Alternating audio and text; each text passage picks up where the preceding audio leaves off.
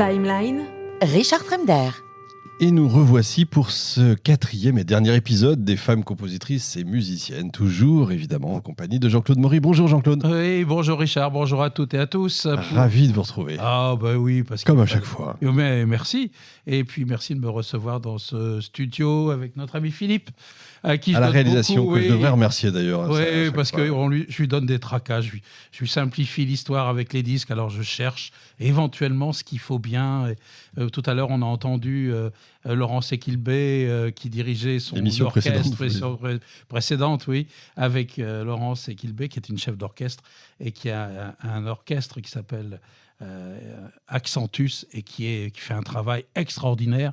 Nous avions parlé dans notre épisode dernier des ouvrages que l'on remet à l'honneur aujourd'hui. C'est une femme chef d'orchestre qui dirige aussi un choral extra et qui fait un travail, bien sûr, de même pour justement mettre en valeur toutes ces femmes que l'on retrouver, effectivement. Etc. Il faut savoir, vous parliez de donner du travail à notre Philippe, il faut savoir que Jean-Claude vient avec des 33 tours, donc c'est pas évident pour nous, il faut trouver toujours des choses. Je plaisante à moitié. Oui, plaisanter à moitié. Oui, moi j'aime bien avoir le CD dans la main. Je cherche, je réécoute, avec mon petit matériel à moi, mon petit studio à moi, dans le sud de la France maintenant, et je suis à réécouter. J'ai à peu près... Je viens de découvrir encore des cartons depuis mon déménagement il y a presque 10 ans maintenant. Je redécouvre encore des CD. Je dois en avoir à peu près dans les 4000 et quelques. Mais quelques belles trouvailles dont je vous parlerai peut-être un jour. On fera une émission rien que sur le CD. On va revenir aux femmes compositrices. Ce qui est intéressant, c'est que là encore, l'époque change. On est maintenant fin 19e siècle. Et oui. À la deuxième moitié du 19e siècle. Et là, c'est plus non plus les mêmes habitudes de musique. Non, déjà, au 18e, c'était encore autre chose. Et puis les mêmes tempéraments. Ça bouge, ça change. Et là, nous allons nous retrouver toujours en France, je veux dire en France parce que nous sommes en Alsace, dans un petit village du nom de Steinselz, et nous sommes dans le Bas-Rhin, juste à la frontière allemande, et nous sommes avec le nouveau personnage dont je vais vous parler, qui s'appelle Marie Jaël. Alors en 1846, c'est la date de naissance, c'est toujours la France. C'est toujours la France, 17 août, et oui, parce que nous l'écouterons d'ailleurs à la fin de son portrait, elle a écrit justement une œuvre qui s'appelle Alsace, justement, oui, parce que ce fameux conflit prussien a encore changé bien de donne. Et d'ailleurs, j'ai des amis qui sont de l'Est de la France, et nous étions le week-end dernier ensemble et on parlait justement de cette rivalité dans l'Est avec l'Alsace. L'Alsace a vraiment un tempérament différent depuis toujours. C'est vrai. Et donc, cette Marie-Jaël, elle est née Trottmann, le 17 août 1846. Et elle n'était pas destinée à un avenir brillant parce qu'aucun musicien dans sa famille. Là, c'est l'inverse. Là, ça change. De tout ce complètement. Qu'on a vu ses parents étaient simplement agriculteurs. Et elle prend quelques cours de piano avec l'instituteur du village. Souvent, on a soit le curé, qui a le savoir, puisqu'il tient l'orgue pour la messe. Et là, c'est l'instituteur du village. Elle est à peine âgée de 8 ans. Et l'instituteur découvre justement qu'elle est virtuose, qu'elle arrive à enregistrer facilement des œuvres qu'il lui met sous les yeux, elle déchiffre parfaitement, et il lui dit qu'il y a un seul endroit où elle peut travailler, et bien c'est en Allemagne, dans la ville de Stuttgart, pour justement y parfaire son éducation musicale. Les parents y conçoivent, et justement, en 1855, à l'instigation de son professeur, elle organise même un petit concert où elle joue devant Ignaz Moscheles, qui lui prédit plutôt un grand avenir dans le domaine musical.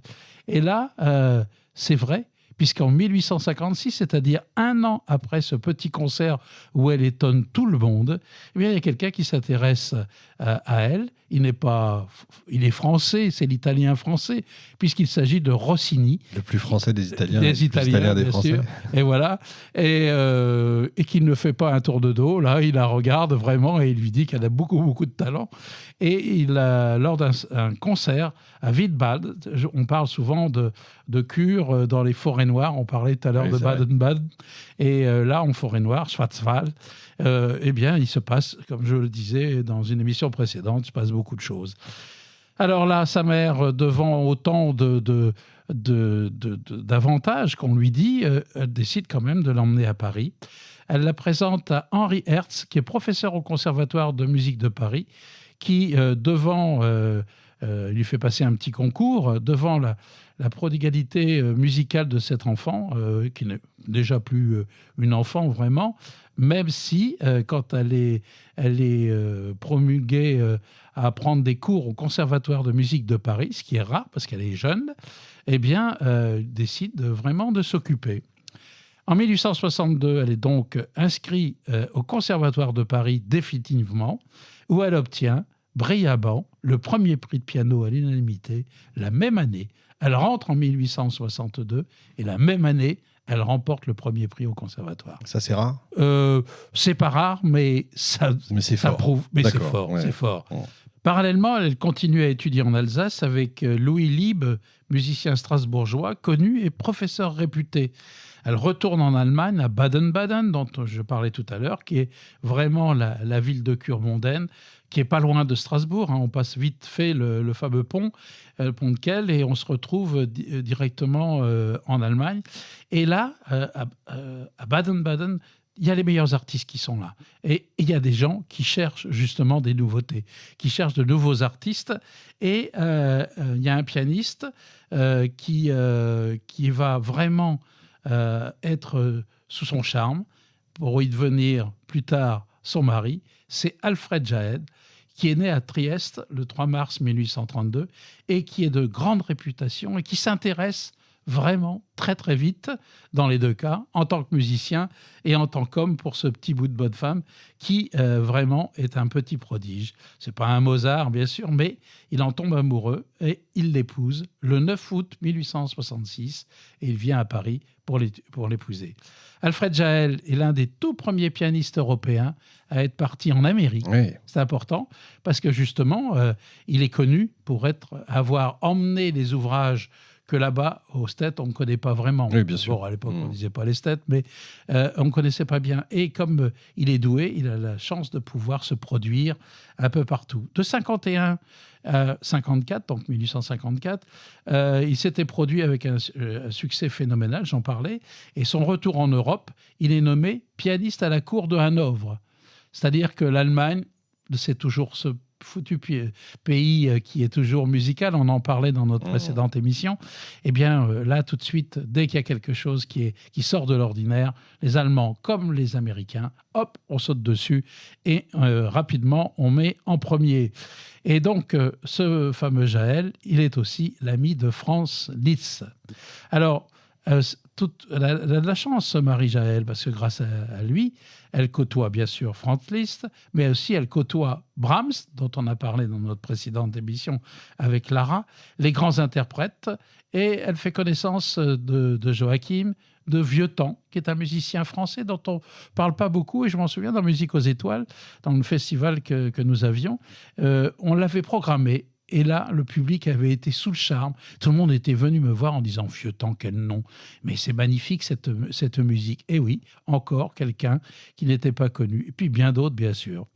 Avec Liszt, Marie entre dans le monde cosmopolite des grands musiciens qui sillonnent toute l'Europe. Et c'est ce qu'elle va faire. Les deux partenaires ont gardé chacun leur personnalité, mais ils deviennent le couple artistique qu'il faut inviter, qu'il faut voir. Et ce couple, ça s'impose. Là, l'homme et la femme sont sur le même degré. Intéressant. Ça change par rapport à... Et oui, au fur et à mesure qu'on avance, ouais, c'est ça. Là, il n'y a pas à lui dire « Ma chérie, maintenant tu t'occupes des enfants, tu me laisses composer, etc. » comme on a vu avec Clara Schumann et son époux Robert. Donc, Marie est mise par la critique sur un pied d'égalité avec son époux. C'est ça qui est rare à une époque où, généralement, les femmes devaient renoncer à leur propre carrière parce qu'elles se mariaient. Et là, non, pas du tout. Elle jouit d'une réputation européenne grâce à son mari et chacun ne se marche pas sur les pieds parce qu'ils travaillent même ensemble et ils interprètent ensemble des œuvres écrites par l'un ou par l'autre. Malheureusement, on en parlait tout à l'heure, le conflit de 1870 se soldera par le rattachement de l'Alsace à l'Allemagne et ça aura un retentissement inattendu pour leur carrière. farouchement alsacienne, Marie-Jaël, on le verra tout à l'heure en fin de portrait, optera pour la nationalité française en 1871.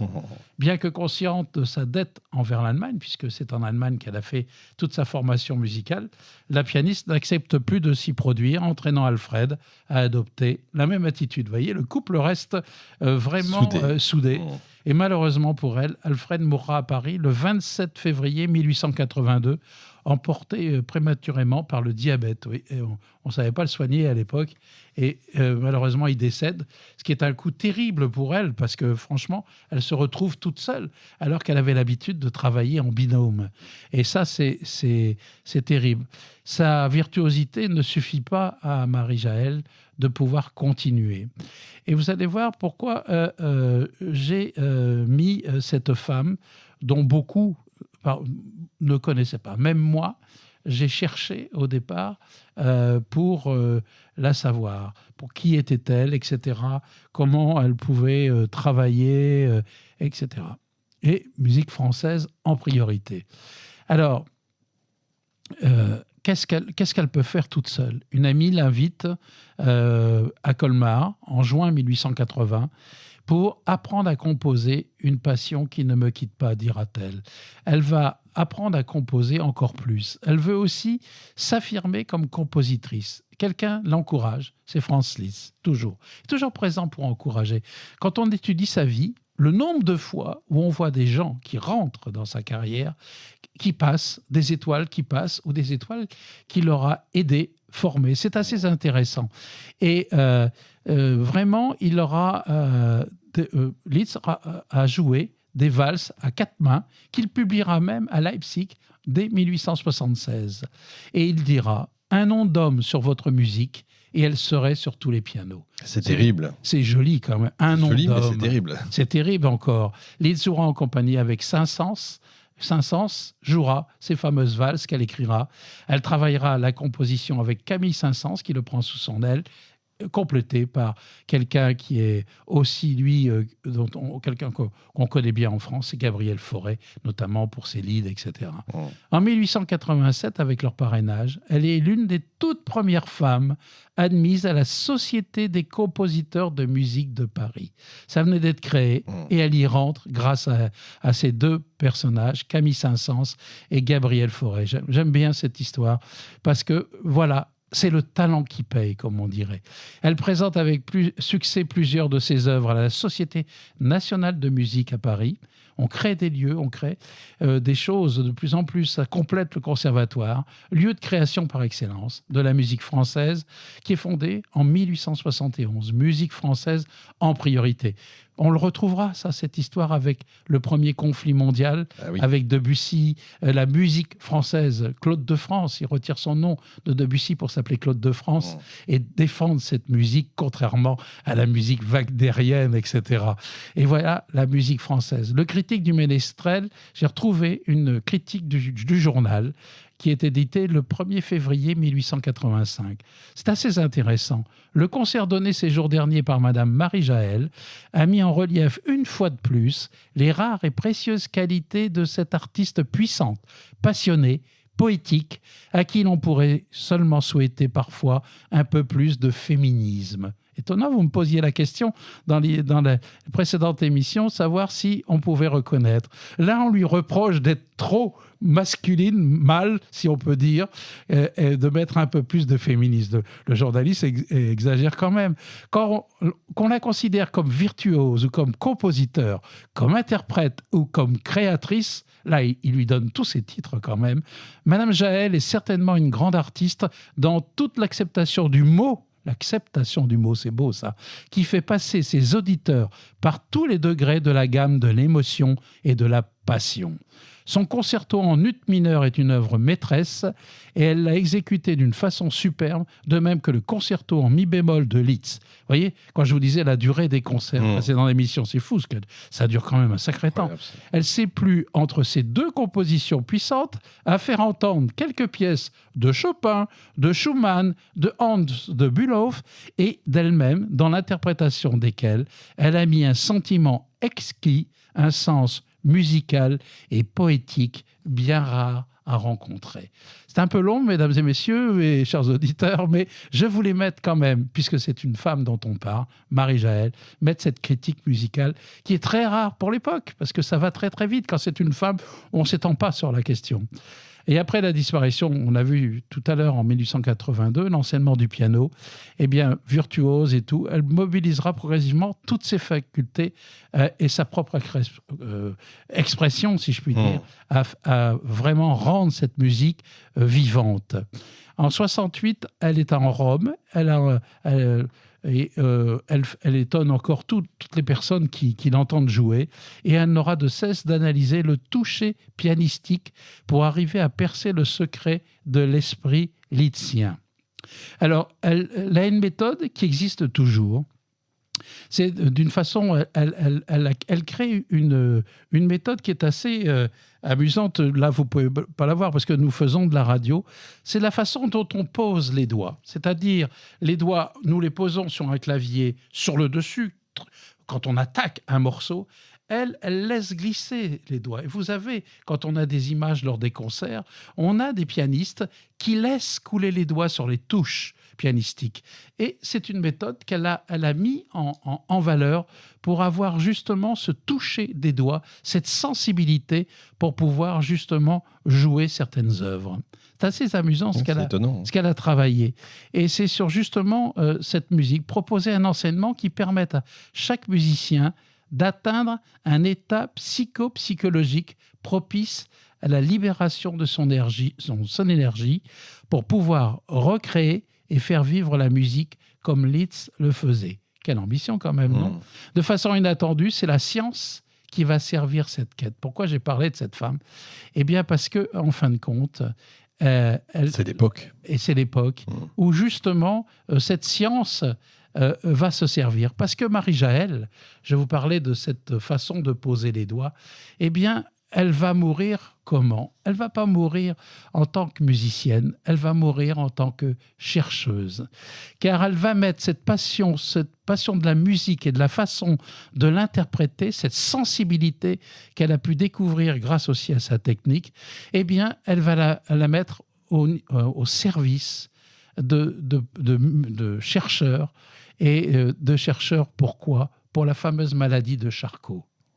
Donc, elle va travailler dans les laboratoires pour le cerveau, à la disposition du docteur, bien sûr, Charcot, de Charles Ferré, de tous ces gens au Kremlin-Bicêtre. Et elle va travailler. Elle ne quittera jamais le milieu musical, le piano. Mais grâce à ce piano, il va y avoir vraiment cette époque en mutation, justement. À la Sorbonne, elle donne des cours, elle travaille avec les plus grands neurologues, elle travaille la psychologie, la physiologie, etc., qui, bien sûr, sont des méthodes qui sont en pleine expansion à l'époque. Et elle va nourrir la méthode qu'elle publie dans une première version en 94-95, le toucher, enseignement du piano basé sur la physiologie de toutes ces découvertes, optant ainsi pour une démarche située à l'opposé, bien sûr, de ce que, principalement, et des mécanismes qu'on avait l'habitude. Voilà. Et ce n'est pas par hasard que la jeune Elisabeth Callan, professeure de piano à Tübingen, élève de Depp, le père de la démarche physiologiste de l'enseignement du piano en Allemagne, viendra étudier avec elle à Paris dans les années 97-98. Et vraiment, elle n'aura que de cesse que d'inventer, de chercher dans le rythme des mouvements artistiques, les rythmes du regard, la dissociation des doigts, très important, dissociation des doigts pour des gens comme Lang Lang, on en parlait hors micro tout à l'heure, un nouvel état de conscience, la coloration des sensations tactiles, la résonance du toucher et la topographie des pulpes en 1912. Et donc, elle laisse un corpus d'environ 70 œuvres de divers genres, œuvres pour piano, quatre mains, concerts, œuvres avec chœur, orchestre, mélodie, poèmes symphoniques, musique de chambre et même un opéra inachevé qu'on a retrouvé récemment, Runéa. Malheureusement, on peut donner que des extraits musicaux avec des chanteurs. Toutes ces œuvres sont à la Bibliothèque nationale et universitaire de Strasbourg. Marie-Jaëlle meurt à Paris le 4 février 1925, entourée du cercle de ses amis énormes, de ses disciples qui continuent toujours, à ce jour, à propager sa pédagogie partout dans les conservatoires où ça intéresse encore beaucoup de monde. Et la recherche maintenant, pour avoir travaillé récemment pour une émission avec des médecins, je parlais de cette fameuse méthode du toucher et tout. On va écouter son attachement à cette terre qu'elle a toujours appréciée et même devant les Albans qu'elle a toujours voulu rester française. On va écouter Harmonie d'Alsace. C'est une œuvre pleine d'espoir et de poésie, une fin de guerre approchant, un espoir de revoir une région tant aimée. Et elle écrivait « Tout ce qui est inconscient reste perfectible ».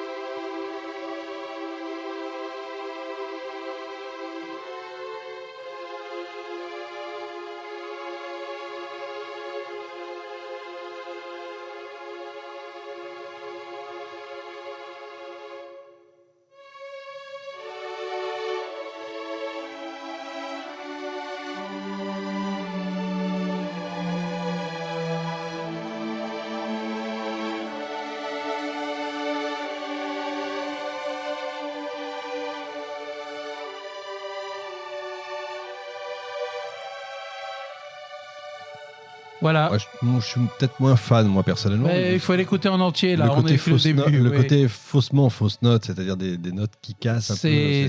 C'est un travail des cordes. Ouais, je vous invite, chers auditeurs, triste, en tout cas, à l'écouter, oui, parce que ça illustre cette Alsace.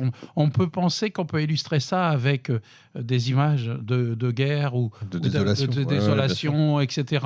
Moi, il y a d'autres œuvres. J'ai choisi celle-là parce que ça correspond à son état d'esprit d'Alsacienne. Et que, mais je vous invite à écouter, on peut l'écouter en entier sur... c'est édité d'ailleurs. Sur Toit Tuyau. Et l'écouter, bien sûr, en entier. Et il y a des choses très, très intéressantes. Après, je vous invite à écouter ces compositions pianistiques qui sont de toute beauté, parce que là encore, il y a de la recherche et on sent justement ce toucher. Mais comme je vous l'ai exprimé tout à l'heure, l'histoire de ce toucher, c'est très sensoriel, sa façon de jouer. Donc, ce n'est pas des œuvres qui, comme on disait de Liszt et de Chopin, les tapeurs de piano, là, on n'est pas sur du piano, mais effectivement... Par contre, il y a un travail sur les cordes, justement, un travail de glissement de l'archet pour atteindre des sonorités. Si on ne savait pas que c'est un orchestre à deux cordes, on pourrait croire que c'est un synthé derrière. Oui, c'est vrai. Exact. Oui, je suis d'accord. Il y a de la musique qui peut être synthétique derrière. C'est assez étrange. Ouais, je suis d'accord. Là, on sent quand même qu'on a passé un cap. C'est pas du tout la même musique qu'avant. On n'est plus dans cette musique des mécènes, etc. Là, ça y est, les artistes font un peu, entre guillemets, ce qu'ils veulent. Hein. Oui, ils ont une certaine liberté. Oui, c'est ça. Mais je le mets entre guillemets quand même. Alors, dans justement la certaine liberté, là, c'est la liberté totale. Dans le personnage, toujours fait bidin, bien sûr, que je vais vous présenter, c'est Ethel Smith. Alors là, c'est un personnage. Je me suis régalé. Je l'ai mis dans un concert. J'ai programmé Ethel Smith et je peux vous dire que le public a découvert, quand je l'ai présenté avant justement l'interprétation de l'œuvre proposée, et j'ai dit des petites choses amusantes et vous allez voir qui était ce personnage quand même assez extraordinaire, qui a eu la chance de connaître là aussi les plus grands musiciens, parce qu'elle avait un tempérament, vous allez le découvrir dans ce portrait. Elle est née d'une mère française, d'un père général britannique, vous allez comprendre pourquoi après. Elle grandit dans une famille de 8 enfants, près d'Alderhout, et c'est à l'âge de 12 ans qu'elle décide de devenir compositrice. 12 ans, voilà. Hop, je ne serai pas dans l'armée parce que papa déménage un peu partout, c'est une fille. Quoique, elle ira dans l'armée avec la guerre. Ethel Smith, quand elle décide de devenir compositrice, c'est pas comme les parents de Jaël. Ça, les parents disent niet, non, pas du tout. C'est pas niet, mais c'est no. Malgré le refus de ses parents, eh bien, elle parvient en 1877 à rejoindre l'école de musique de Leipzig. Là aussi, elle sera la première femme à suivre des cours de composition dans cette école. Elle quitte profite qu'elle est en France pour aller en Allemagne, à Leipzig, où elle étudie avec Karl Reinecke, un sacré bonhomme aussi. Et encore, je vous le disais tout à l'heure, elle y rencontre qui ? Brahms. Elle rencontre Clara Schumann. Elle rencontre même Tchaïkovski, et oui, qui l'encourage à suivre sa voie et qui écrivit à son propos dans ses mémoires. Mademoiselle Smith est l'une des quelques compositrices qui comptent parmi les personnes qui travaillent dans le domaine de la musique. Elle a composé plusieurs œuvres intéressantes, dont j'ai entendu la meilleure, une sonate pour violon extrêmement bien jouée par la compositrice elle-même. Donc, elle ne se borne pas à jouer du piano, mais aussi du violon. Elle a donné la promesse pour l'avenir d'une sérieuse et talentueuse carrière. Voilà ce qu'écrit sur elle Tchaïkovski. Pas mal quand même. Pas mal. En 1882, à l'occasion d'un voyage à Florence, est-elle rend visite à Julia Brewster, sœur d'Elisabeth von Herzogenberg, mariée au riche écrivain américain Henry Bennett Brewster, qui tombe amoureux d'elle. Eh oui, mais elle ne cédera jamais à ses avances. Il restera l'un de ses plus proches amis jusqu'en 1908, date de sa mort, et écrira pour elle des livrets d'opéra. Vous comprendrez pourquoi elle ne cédera pas à ses amours. En 1890, elle revient en Angleterre, mais se sent étrangère à la vie musicale de son pays. Elle trouve ça plat, qu'il n'y a pas beaucoup de musique, de création.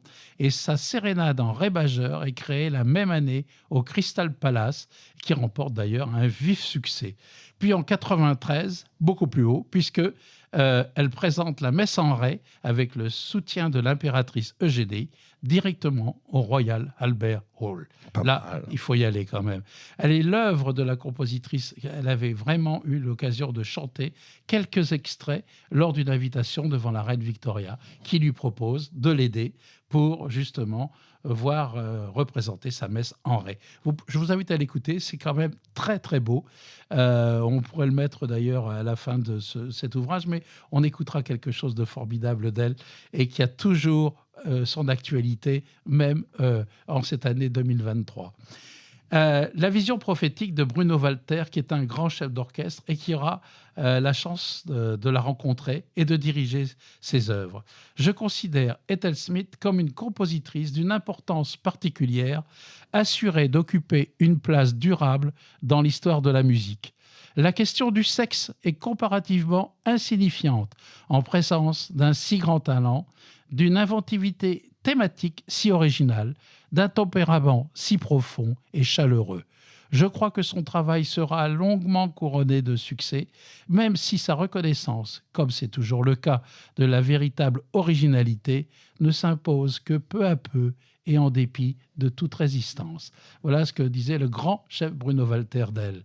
Et elle va aller de succès en succès parce que entre 83 et 1901, elle a monté son premier à Weimar, en Allemagne, son premier opéra qui s'appelle Fantasio. Et là, c'est dur pour elle parce que la critique ne fait pas de cadeau. On n'aime pas du tout, mais c'est dommage. Ce sera repris bien plus tard et là, on dira « mais c'est quand même super, il y a quand même des trouvailles, c'est pas mal ». Puis 2 opéras sont représentés à Berlin, quand même, au théâtre principal, et au Royal Opera House de Londres, d'Herval, La Forêt. Je vous invite aussi à l'écouter, c'est superbe. Alors là, c'est sombre parce que c'est La Forêt d'Herval. Évidemment.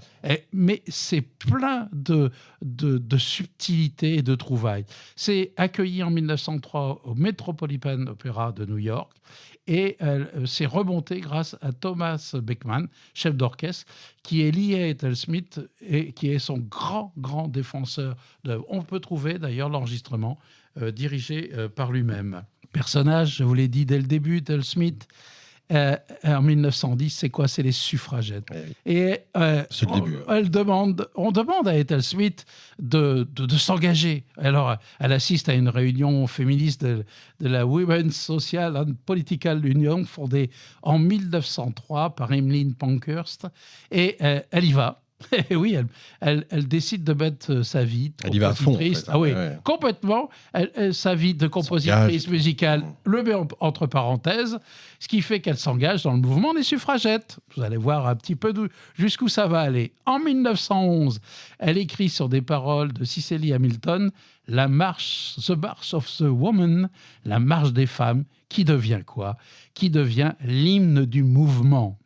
Et elle fonde un orchestre féminin uniquement que des femmes, portant un costume d'homme avec une cravate couleur lilas. Le chœur, pareil. Je vous invite à découvrir sur Internet des photos qui existent. C'est quand même croustillant, c'est extraordinaire.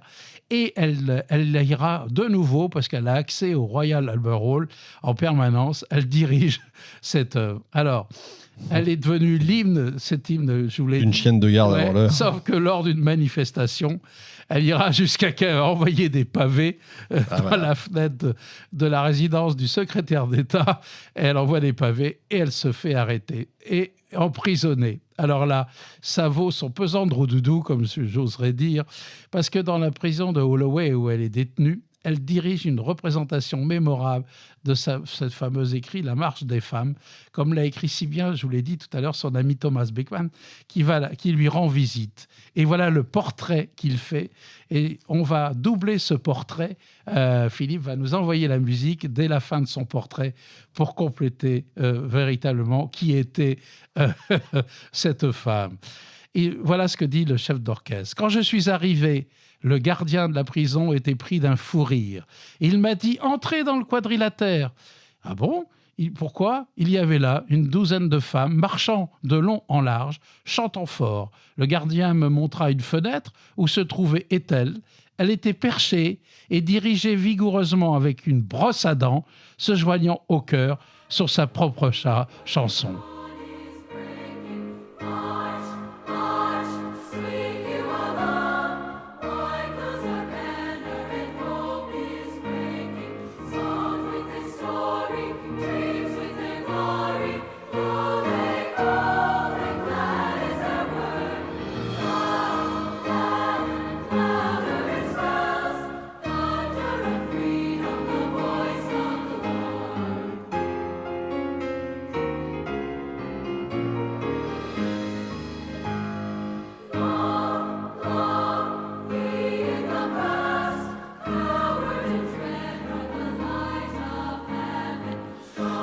Eh oui, vous voyez Ethel en train de diriger ces femmes avec une brosse à dents. Alors, je vous signale que cette œuvre a été réutilisée en 2015 par le compositeur Alexandre Desplat pour le film Les Suffragettes. Normal, je trouvais que c'était vraiment écrit d'avance. Alors, je voulais simplement aussi, avant de terminer ce portrait, vous dire que chaque année, il y a plus de 500, 600 femmes qui rentrent sur cette musique, un piano, une percussion, une percu, et elle rentre comme ça, on entend l'écho d'ailleurs, ça a été enregistré par la BBC, ce morceau, et c'est un hommage et une défense, toujours un rappel de ces femmes qui ont cherché la liberté là, bien sûr, politique, droit de vote, en dehors, bien sûr, de la musique. Mais c'est une hymne qui est jouée chaque année avec de plus en plus de femmes qui chantent cette œuvre. Et donc après la Première Guerre mondiale, en 1922, elle est quand même décorée, elle devient dame commandeur de l'ordre de l'Empire britannique, c'est énorme. Oui, elle est nommée docteur honoris causa en musique par l'université d'Oxford en 1926. Ah, c'est fort. C'est fort. Elle cesse de composer devant l'évolution de sa surdité, malheureusement. Tous. Oui, beaucoup de ces artistes ont des problèmes. Elle a inspiré les personnages littéraires d'Edith Stein dans Dodo. Enfin bref, dans Dame Hilda Tablet, dans la pièce du même nom de Henry Reed, en 1950. Et là, ça complète ce que je vous disais, pourquoi elle n'a jamais succombé à l'amour des hommes, bien sûr. Vous voyez venir. Eh oui, ces lettres révèlent ses coups de foudre pour des femmes telles que Pauline Trevelyan, la princesse de Polignac, Lady Mary Ponsonby et Edith Somerville. Et ce qui est assez extraordinaire, c'est qu'à l'âge de 71 ans, elle tombera amoureuse de Virginia Woolf, qui, amusée, entretiendra une amitié jusqu'à son suicide en 1941. Elle n'a pas eu peur de Virginia Woolf. Oui, qui a peur de Virginia Woolf.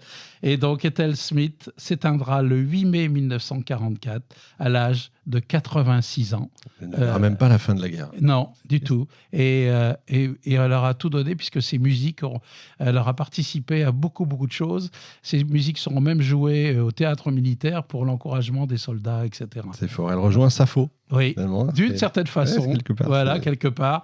On aurait presque fait un corollaire une hystérico-musical. boucle. Alors, nous arrivons, Jean-Claude, maintenant à la fin du 19e siècle. On est presque au 20e, là, avec ce nouveau personnage, Amy Beach. Eh oui, Amy Beach, on a dit ensemble que nous allions passer Emma Mahler, parce qu'elle a compté énormément chez les femmes. Elle a composé que des leaders. Elle a été bien sûr la femme de... le roi de cette musique, le temple de Vienne, puisqu'il en a été le directeur. Donc Mahler, Alma. Et on va faire, disons, une émission spéciale sur elle. Oui, on en parlera sur Twitch, en fait. Alors, je le dis aux auditeurs, à nos abonnés. Donc, venez, c'est le jeudi soir en général. Là, on fait une pause pour l'été. Mais à partir de septembre, je pense que ce sera peut-être l'émission de reprise. Hein. Oui, ça peut être une émission parce qu'il y a tellement de choses qui ont été dites sur elle, des gens connus qui ont écrit. Et il faut dire qu'elle a eu des amants avant d'avoir son maître. Et lui a été très, très dur. Elle n'a connu que des personnages importants. Et il faut parler de cette femme qui a quand même vécu... avec 6 personnalités complètement différentes. On verra les donc, détails. Une émission spéciale. On fera un truc spécial sur Alma. Rien à voir avec le pont de l'Alma. Avec le pont, non. Mais ça va nous permettre de faire un pont avec Amy Beach. C'est magnifique. Daughter of a Beach, bien sûr. Alors, elle est née dans le New Hampshire. Oui. Elle est née le 5 septembre 1867, pour dire. Nous sommes, comme vous le disiez, à la fin du 19e siècle.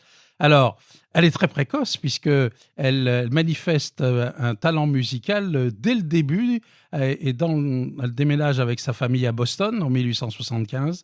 Et dès l'âge de 4 ans, je dis bien dès l'âge de 4 ans, vérifiez, elle compose des mélodies bien sûr simples pour le piano. Elle s'amuse avec sa maman qui est bien sûr une pianiste et une chanteuse amateur. Ça tombe pas comme ça. Voilà, ciel, hein. Là, elle est dans un milieu... 4 ans. 4 ans. Oui, puis c'est vérifié, parce qu'il y a eu beaucoup d'écrits sur Amy Beach, et on va comprendre pourquoi, parce que c'est un personnage comme ceux que l'on a déjà vus, quoi. Et en décembre 1885, elle rencontre le bonheur, puisqu'elle épouse un éminent chirurgien, et qui va lui donner son nom, donc Beach, et qui est professeur à l'université d'Harvard et musicien amateur passionné. Donc c'est génial, puisque souvent, c'est le mari qui empêche la femme, tu lui dis, tu restes à la maison, tu t'occupes de la cuisine et des enfants. Mais on est en train de changer de monde. Et là, on change de monde. Ouais. C'est pour ça que nous sommes crescendo dans cette grande histoire. Et oui, en plus, c'est quelqu'un... bon, je ne sais pas si ça veut dire, mais quand même. Enfin, toujours est-il que ce dernier l'encourage à se concentrer sur la composition. Il réduit le nombre de ses concerts publics et là, elle entreprend d'étudier en autodidacte, je précise bien en autodidacte, la théorie et la composition musicale. Ses efforts se tournent d'abord vers des mises en musique de poèmes favoris, des pièces, et en février 1892, la Handel and Haydn Society de Boston. Quand on pense que vous parlez russe, l'allemand, oui, mais alors l'anglais, c'est pas votre truc. Hein. L'anglais, c'est pas mon truc. C'est Handel and Haydn Society de Boston interprète sa grande messe en mi bémol, écrite en 1890.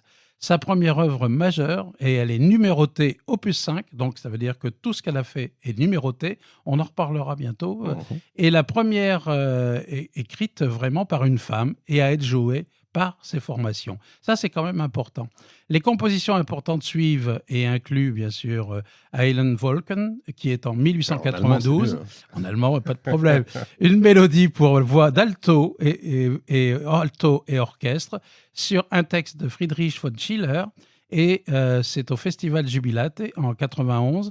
Et très important, nous sommes avec l'inauguration du pavillon de la femme à l'Expo universelle de Chicago. Nous sommes les ennuis commencent. Voilà, en 1893. L'inauguration du pavillon de la femme. On crée un pavillon dans cette... c'est une première. Même sur mon texte, vous avez vu, je l'ai mis en gras. C'est à l'époque Exposition universelle de Chicago en 1893. Pas de vous. Non, c'est assez extraordinaire, et oui. La symphonie gaélique, alors ça c'est important parce que du fait de ses origines malgré tout, la sonate en la mineur en 1896 et le concerto pour piano en do dièse mineur. C'est assez amusant, do dièse mineur. En 1899, ça donne comme Mozart écrivait souvent en ré mineur. Là, c'est en do dièse mineur. Nous sommes en 99. Après la mort de son mari, nous sommes en 1910, donc nous avons passé d'un siècle. Amy Beach, nous sommes rentrés dans le XXe siècle. Amy Beach passe dans les années de 1911 à 1914 en Europe, où elle avait envie de voyager et où ses concerts et ses œuvres reçoivent de nombreux éloges. À préciser également qu'elle parle couramment l'allemand et le français, important aussi pour une femme, et quand on veut que sa musique soit jouée. Elle reprend son activité de concertiste dédiant, c'est-à-dire le piano, jusqu'au milieu des années 1930. Et ces hivers, elle donne des concerts et l'été, elle les consacre à la composition. Elle compose. Oui, c'est super, je trouve que ça, c'est très intelligent. Elle ne revient qu'aux États-Unis qu'en début de la Première Guerre mondiale. À côté de son répertoire national, Amy Beach écrira également pour des journaux et donnera de nombreux conseils à de nombreux jeunes musiciens, particulièrement aux femmes. Ça, c'est encore une chose dont je n'ai pas voulu encombrer nos ondes, mais il y a des lettres assez extraordinaires sur les conseils qu'elle donne, et ça va très très loin, je veux dire, il y en a des pages et des pages. Elle participe à la création de la Société des femmes compositrices américaines, dont elle deviendra bien sûr la présidente. Encore une première. Elle fera également partie de l'École de Boston. C'est un groupe de 6 compositeurs qui auraient contribué à la création d'un style musical classique, proprement américain. Madame Amy Beach, comme on l'appelait, était de loin la plus éminente des compositrices aux États-Unis. Elle a laissé une marque et aujourd'hui, on joue encore de ses compositions aux États-Unis. Il n'est pas rare pour des formations qui débutent, des jeunes, des petits orchestres, on joue de ses compositions. Elle meurt en 1944, c'est ça? Ouais. Alma et Franz Werfel se sont rencontrés et pour ces histoires d'œuvres, eh bien, beaucoup malheureusement sont un peu tombés pas dans l'oubli complètement, mais aujourd'hui, Amy Beach, j'ai vu l'autre jour qu'un bouquin était sorti. Ces œuvres sont donc toutes publiées, par contre. Elles comprennent des compositions pour chœur, de la musique d'église, ce qui est assez rare pour une femme. On a vu qu'aujourd'hui, certaines femmes ne font que de la composition, pas religieuse, mais disons de certains ouvrages. Et là, elle a vraiment une mixité, si je puis dire. Elle fait de la musique de chambre, des cantates, des mélodies. Ces mélodies sont avec des textes de Shakespeare, de Robert Burns ou de Robert Browning. C'est pas n'importe quoi. Et certains de nos auditeurs connaissent un peu ma situation et que j'avais une sœur qui était cantatrice. Elle a chanté, Annie ma sœur, a chanté une ou deux mélodies.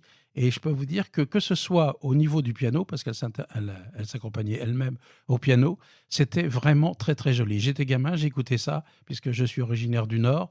Donc on jouait beaucoup de choses à l'époque qui n'étaient pas forcément françaises. On avait l'influence anglaise qui arrivait directement à Lille pour des concerts. C'est assez amusant. Et malheureusement, elle se retire totalement, elle fait une césure, elle coupe complètement par rapport à des ennuis de santé, elle a du mal à se déplacer, elle a du mal à respirer, etc. Et elle décède le 27 décembre 1944 à New York, au début, au fin de compte, 1944, avec la Seconde Guerre mondiale. Mais... Voilà. Pour illustrer un petit peu mes dires, si vous voulez bien, nous allons écouter la suite pour 2 pianos. Vous allez voir, Old Rich Melody, c'est un opus 104 et franchement, c'est délicat, c'est très très bien écrit.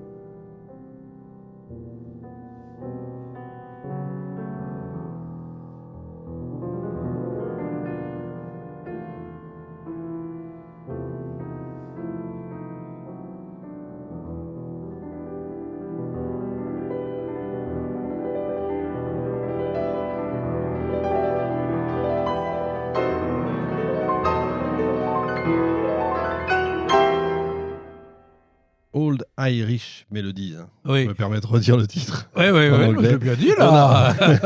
C'est pour ça que je leur dis. Si je pouvais me permettre, On a l'impression, alors sans que ce soit Gershwin, mais on sent quand même. Il y a une influence espèce... américaine. Ouais, l'influence américaine. On le sent. J'y connais rien, mais quand même. Si, je suis d'accord avec vous, Richard. En plus, la façon dont ça va, le piano, d'abord, déjà, dès l'entrée, pourquoi j'ai choisi ce morceau ? Parce qu'on a déjà passé un cap. Le romantisme, on va retomber dedans, mais là, on est un peu loin. Oui. C'est même presque moderne. Oui, c'est ça. La façon dont c'est fait. Et en plus, il y a un délié pianistique qui est magnifique, là. Il y a toute l'amplitude du piano qui est joué, là. Vous connaissez mon amour de Gershwin, donc vous savez que j'adore ce genre de choses. Je le dis avec toute l'ironie que ça j'arriverai, mais c'est la pub. Et si, j'y arriverai. Alors là, on va quitter Amy Beach, on va retrouver deux personnages, mais vraiment on revient en France. Français, on revient en France. Mais dont on ne peut absolument pas, vous allez voir, on va retomber avec Bernstein, vous comprendrez plus tard, on tombe sur deux personnages extraordinaires qui ont compté énormément pour la musique française. Vous allez comprendre pourquoi, parce que je vais parler de Germaine Taillefer, et après on va continuer en France avec des monstres comme ça. Germaine Taillefer, elle est née le 19 avril 1892 à Saint-Maur-des-Fossés. Donc là, on est vraiment région parisienne, famille bourgeoise. C'est pas son vrai nom. Et non, alors, vous l'avez fait exprès. Bah oui. Mais, mesdames et messieurs, ça ne s'invente pas, je dire. vous le dis.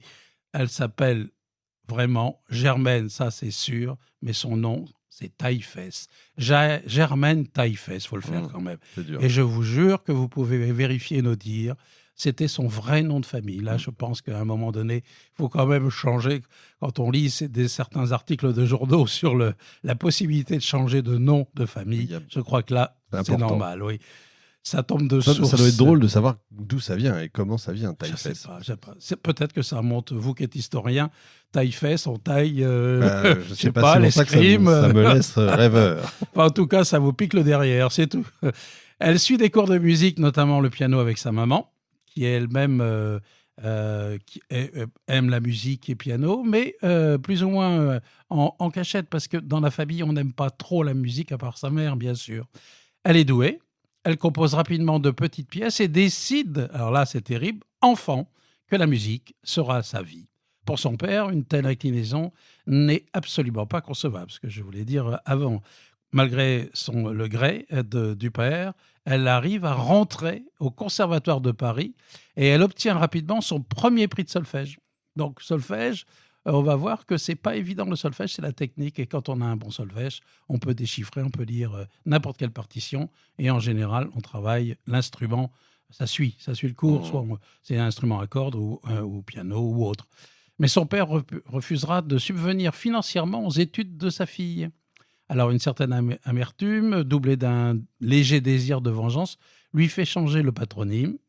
De plus, à raillerie, Taillefesse en Taillefer, c'est fait, c'est dit. Elle est rentrée dans l'histoire.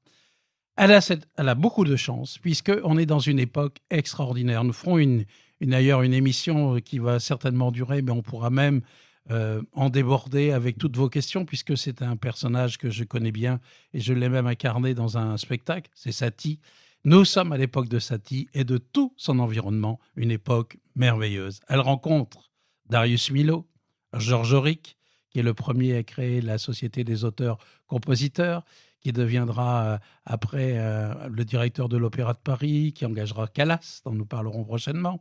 Et bien sûr, quelqu'un qui a un rapport avec le chemin de fer, mon cher Richard, Arthur Honegger, Pacifique 231, cette musique qui scande l'avancée et la vitesse d'une machine à vapeur. C'est assez extraordinaire. Il faut au moins l'écouter une fois dans sa vie. Et ça a illustré un film en noir et blanc que je vous conseille d'aller trouver sur Internet. C'est assez extraordinaire. Quoi, ce film ? Sur Pacifique 231, on entend l'œuvre d'Arthur Honegger qui illustre. Alors, ce sont toutes les bielles des machines qui vont de plus en plus vite. C'est vraiment filmé tout en noir et blanc. C'est un vieux film. Et si vous pouvez au moins en voir quelques détails, c'est assez extraordinaire comment on a mélangé pour l'époque la musique avec le film. Très intéressant. En 1912, elle commence à fréquenter tous les milieux artistiques. Guillaume Apollinaire, Marie Laurencin. Alors, Marie Laurencin, Elle est avec Guillaume Apollinaire. Et quand elle quitte Marie Laurencin, qui est un peintre, c'est là que Guillaume Apollinaire lui fait sur le pont Mirabeau, coule la Seine, quand il se sépare. Voilà, pour la petite histoire. Paul Fort, Fernand Léger, qui ne connaît pas Fernand Léger avec toutes ses fresques. Et en 1913, elle remporte le premier prix de contrepoint et d'harmonie. Et en 1915, le premier prix de fugue. Tout ça, c'est toutes ces études. Elle n'arrête pas. En fait. Elle n'arrête pas. Elle continue. Diplôme sur diplôme pour avoir la totalité par rapport à une femme. C'est important de s'imposer. Elle est adoubée par tous ces gens qui ont pignon sur rue, si je puis dire. Ce serait plutôt pignon sur partition ou composition, mais elle est bardée de diplômes et elle recherche pourtant sa voix, sa vraie voix. Elle est aidée encore une fois par Darius Milhaud, qui lui fait prendre conscience qu'elle est douée et que c'est pas la peine qu'elle aille jusqu'au bout de dire oui, je vais abandonner la musique. Alors, elle crée les études pianistiques qui l'assomment, dira-t-elle, pour devenir peintre. Bon, Darius Milhaud l'introduit dans le cercle des jeunes compositeurs réunis autour de qui ? Jean Cocteau, bien sûr, et de Satie. C'est incroyable quand on imagine tous ces gens. Ces gens, mais bien sûr, mais oui. Non, mais c'est assez extraordinaire. Je vous assure, mesdames et messieurs qui nous écoutez, nous allons faire avec Richard, parce qu'il a sa partie d'histoire, étant donné que la guerre, la Grande Guerre viendra interrompre tous ces élans. Certains y mourront, d'autres ne seront pas indemnes, sortiront pas indemnes de toute cette histoire. Et c'est une époque la plus extraordinaire, et je mâche mes mots, la plus extraordinaire. Je suis sûr que comme les gens qui ont vu le spectacle Satie, que j'avais eu le plaisir et la chance de faire, les gens étaient fous à la fin en disant « Ah oui, Satie, gymnopédie et tout », mais c'est tout ce qui entoure Satie, qui était aussi un type extraordinaire dans Parade, etc. Revenons à Jeanne Fer. Nous sommes en 1918, une année qui marque le début des nouveaux jeunes devenus plus tard les 6 sous la plume du critique Henri Collet. Toujours avec Henri Collet, qui est un journaliste, et tous les amis, ce cercle d'amis s'agrandit. Qui nous allons y retrouver ? On va compléter ce que vous disiez, Richard, Picasso, Modigliani, etc. Et c'est dans l'atelier de l'un de ses peintres, souvent soit Modigliani ou chez Picasso, qui a un atelier un peu plus grand, sauf qu'il y a des moments où il bouffe tellement de fric, si je puis dire, avec ses conquêtes, avec ses peintures, etc., qu'il change souvent de lieu. En 1918, en janvier 1918, le premier concert des Nouveaux Jeunes sera donné, et dont font partie Louis Duret et Francis Poulenc encore. Au programme, il y a notamment son fameux Quatuor à cordes. Vraiment, c'est une très très belle écriture. Et à préciser qu'en 1920, toujours grâce aux journalistes amis du groupe, l'idée du groupe des 6, en opposition au groupe des 5, qui lui est russe, on en reparlera, eh bien, se crée pour quelque temps le groupe des 6. Alors, il y a une locomotive, pour reparler du système de train. La locomotive, c'est quoi ? Et oui, il en faut toujours une. C'est bien sûr avec Darius Milhaud, mais aussi Cocteau. Cocteau est la locomotive de tout ce groupe. Parce que lui a envie de s'atteler à tous ces wagons. Il a plein d'idées, il fourmille d'idées, on le sait très bien. On l'a vu dans toutes ses créations, que ce soit dans ses dessins, dans ses peintures, dans tout ce qu'il a pu faire. Il est complètement fou, je veux dire, jusqu'au bout même. Il suffit de regarder l'épée d'académicien qu'il s'est lui-même forgée, qu'il s'est lui-même dessinée. C'est magnifique, ça veut tout dire. Elle compose donc de l'œuvre, elle compose beaucoup de choses, et c'est assez amusant parce qu'elle compose le ballet Les Mariés de la Tour Eiffel. Nous sommes en 21, argument de qui ? De Cocteau. Et je vous invite à écouter 30 secondes de cette musique. Et si vous avez la chance d'aller à l'Opéra de Paris, nous sommes à regarder le plafond de Chagall. Vous avez illustré par la Tour Eiffel et un couple qui est non loin, ces fameux mariés de la Tour Eiffel. Plafond de Chagall, illustration de cette œuvre.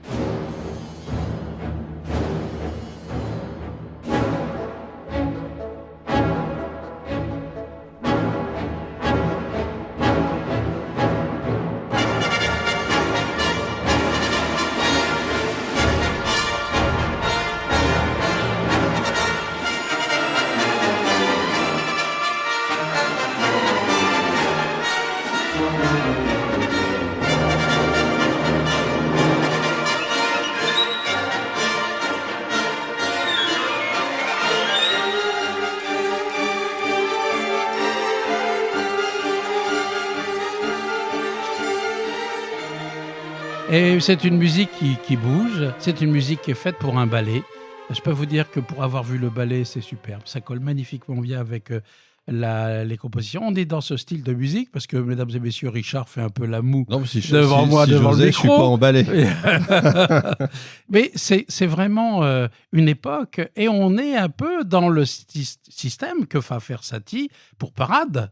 Pareil, avec les klaxons, les machines à écrire qui font du bruit, etc. Ce qu'a fait plus tard Hoffnung avec son concerto pour aspirateur. Ouais, un rêve. Si, c'est vrai. J'en rêve. Vous pouvez aller voir sur Hoffnung, bien sûr. En 1920, entre 1920 et 1930, elle rencontre quelqu'un qui va être très important aussi pour la suite de sa carrière. C'est une musique un peu plus calme, mon cher Richard, c'est Maurice Ravel.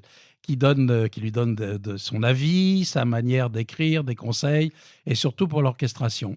Alors, ils se rencontrent souvent, ils ont des visites régulières chez l'un, chez l'autre, de longues promenades, qui se terminent par des soirées autour du piano. Rencontre là, et sa musique que vous n'aimez pas, rencontre avec Stravinsky, qui lui débute un peu, et qui a aussi une musique qui détonnera, puisque avec le Sacre du printemps, comme Debussy disait, une musique de sauvage, mais avec tout le confort moderne.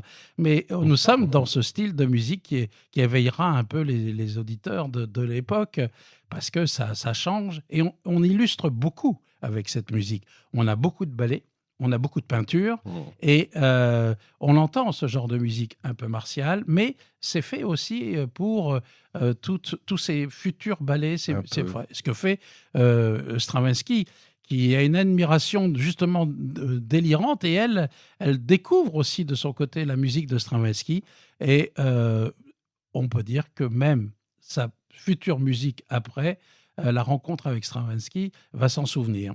Seul que la Deuxième Guerre mondiale arrive, elle passe aux États-Unis avec sa sœur et sa fille, ça ralentira le travail, puisqu'en fin de compte, elle quitte malheureusement le territoire français, elle s'expatrie, puisque là-bas encore, plein de personnes, puisqu'elle commence à être connue aux États-Unis, lui disent de venir, et que sa musique est très, très appréciée. Donc, ses œuvres seront presque toutes publiées, comprennent également des compositions pour chœur, de la musique d'église, et voilà. Et on peut dire que Germaine Taillefer aura eu une importance dans l'œuvre musicale française. Le groupe des Six, lui, va vraiment disparaître plus ou moins. C'est quelque chose qui restera malheureusement un léger souvenir. Mais rassurez-vous, le groupe des Cinq en Union soviétique, lui aussi, restera un peu de marge. On ne peut pas dire que ça aura beaucoup influencé la musique russe. Elle est vraiment en place, chacun, puisque c'est 5 grands compositeurs que nous verrons un jour, le groupe des 5. Voilà. Plaisir. Pour Germaine Taillefer. Ah, Germaine. C'était sympa, je n'en avais jamais entendu parler, moi, personnellement. Donc, on peut pas finir avec une petite suite. Allez, petite suite. Alors, on va écouter. Suite. Elle avait quelque chose juste avant pour illustrer sa phrase, pour vous dire comment elle était, puisque on l'a qualifiée de Gabriel Fauré, mais au féminin.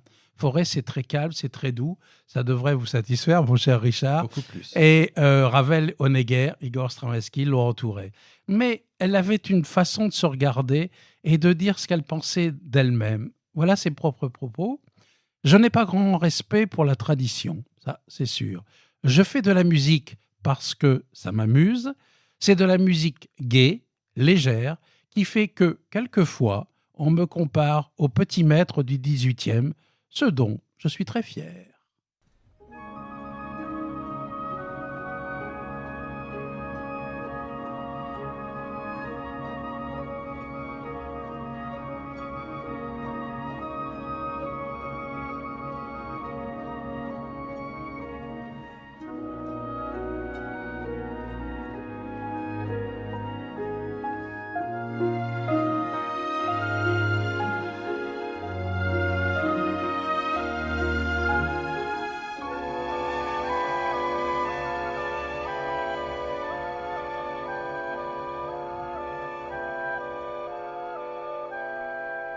Il y a plein d'influences. Hein. Et là, il y a l'intonation Stravinsky, là. Ouais, je Sacre sais pas, du mais... printemps, juste là, un moment, ou dans l'Oiseau de feu, là. Important.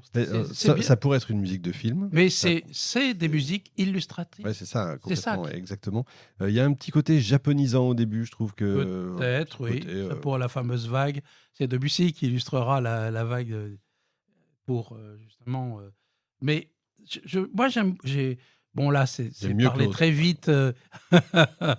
Moi, j'aime beaucoup Taillefer parce que c'est quelqu'un qui a fait partie de toute une équipe. On en reparlera avec Satie et qui a compté parce que, excusez-moi l'expression, chers amis, mais c'était une nana qui est rentrée qu'avec presque que des hommes. Et je trouve qu'elle a eu... oui, et en plus, c'était une jolie femme. Et elle a eu vraiment... J'aime bien le en plus. Oui, c'est quand même pas désagréable d'avoir une jolie femme quand on est tout un groupe d'hommes. C'est pas à vous qui allez démentir cette phrase. Mais je veux dire par là qu'elle a eu elle n'a pas été le buvard, entre guillemets. Elle a travaillé. Elle avait ses propres notes. Elle avait sa propre idée de la musique. Mais... elle a réussi à compléter par ce qu'elle est allée apprendre ou ce qu'elle a donné aux autres, chez Stravinsky ou autre. Elle a pris, par exemple, dans le ballet, ça colle complètement avec Parade. Alors là, Parade, c'est complètement de la folie. Moi, j'ai adoré, on l'a donné à l'Opéra de Paris en ballet, décor Picasso, costume et tout. C'était extraordinaire, Parade. Un ballet, il y a des moments où on s'amuse parce que c'est complètement fou. Il fallait oser le faire au Théâtre des Champs-Élysées, comme par hasard, qui était le théâtre de toutes ces créations de folie et tout ça. Alors là, on va aller vers des personnages quand même un peu plus stricts, si je puis dire, parce que bon, quand on parle de la famille Boulanger, que ce soit Lily ou sa sœur, c'est pas facile, puisque Lily Boulanger, quand j'ai employé au début de ces 4 émissions l'histoire des étoiles filantes, je pense que Lily Boulanger a été une vraie étoile dans le monde des compositrices. Malheureusement pour elle, elle est décédée trop tôt et elle a été, on va le voir, dans son histoire, la première femme qui a eu le prix de Rome. Et ça, c'est très, très important. Un petit coucou à une amie, Audrey, qui se reconnaîtra. Et oui, Lily Boulanger. Donc, j'avais dit l'étoile filante, et c'est une jeune femme qui est morte en pleine gloire. Marie-Juliette Boulanger Olga, il y a des prénoms quand même, dite Lily Boulanger, est une compositrice, bien sûr, française. Elle est née le 21 août 1893 dans le 9e arrondissement de Paris. On ne peut pas dire qu'elle aura beaucoup voyagé. Elle est la sœur cadette de la compositrice dont on parlera en la suivant, pédagogue, quelqu'un qui a fait des plus grands compositeurs d'aujourd'hui et chef d'orchestre, c'est Nadia Boulanger, qui a consacré la fin de sa vie à faire connaître les œuvres de sa sœur, celles qu'elle n'a pas déchirées, brûlées. Nadia, voilà, c'est vraiment la famille de la musique par excellence. Famille de musiciens, son père Ernest est compositeur et professeur de chant, et sa mère, une princesse russe. Donc, ça complète le nom. Je me marrais parce que j'étais en train de me dire, mais je suis désolé, il fallait que je le dise, mais maintenant ils vendent de la hi-fi, donc c'est normal. Bien sûr, ça n'a pas rapport. Oui, mais enfin, que ce soit un peu léger. Oui, mais pour compléter la marque, moi, c'est un contrat de confiance. Ah, c'est joli. Vous comprendrez. Donc, et on ne travaille pas pour une marque bleue et jaune. Donc, à 2 ans, elle contracte malheureusement pour elle une maladie qui affaiblit son système immunitaire.